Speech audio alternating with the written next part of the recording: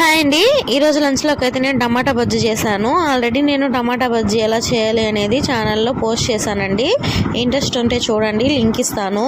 అలాగే ఈ కర్రీ అంటే మా హస్బెండ్ చాలా ఇష్టం, నాకేమో తినాలంటే కష్టం. ఆయన 3 పూట్ల ఇదే పెట్టినా తినేస్తారు. ఇదే ఉంటే డైలీ కూడా అంటే 2 రోజులైనా 3 రోజులైనా తింటారు. కానీ నేను మటన్ తినలేను అనమాట, ఎందుకో నాకు నచ్చదు. ఆయన అయితే తింటారు. ఇంకా ఈ వీడియో చేస్తుంటే నాకు ఒక ఇన్సిడెంట్ గుర్తొచ్చిందండి. పెళ్ళైన కొత్తల్లో నాకు వంటలు ఏం రావు. అప్పుడు వంకాయ బజ్జీ, ఇంకా బీరకాయ బజ్జీ, సొరకాయ బజ్జీ ఇవి కొంచెం అంటే తెలుసు, నేర్చుకుంటూ ఉన్నాను, తిన్నాను. సరే ఒకరోజైతే అలా బయటికి వెళ్ళారనమాట. ఒక 4 ముసలాళ్ళు కూర్చొని మాట్లాడుకుంటూ ఉన్నారు. ఈరోజు ఏం కర్రీ చేసావు అని.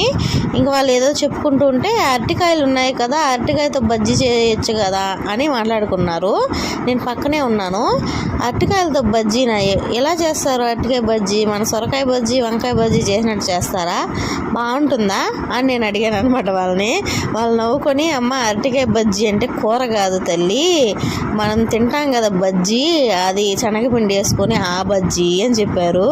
అయ్యో దేవుడా, నేను ఇంకా కూర బజ్జీ ఏమో వెరైటీగా ఉంటుందేమో, మనం కూడా అడిగి చేసుకుందాము అనేసి అనుకున్నాను. వాళ్ళు చెప్పేదాకా ఆ బజ్జీ అని నాకు అంటే ఐడియా రాలేదన్నమాట.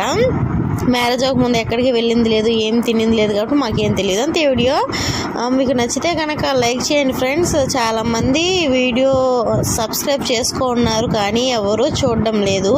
ప్లీజ్ సబ్స్క్రైబ్ చేసుకోండి. పెద్ద ఛానల్స్నే చూస్తూ వాళ్ళనే ఎంకరేజ్ చేస్తూ ఉంటే మరి చిన్న ఛానల్స్ వాళ్ళు ఎప్పుడు గ్రో అయ్యేది, వాళ్ళకి ఎప్పుడు మనీ వచ్చేది, ఎప్పుడు వాళ్ళు సెటిల్ అయ్యేది? అంతే. Video bye.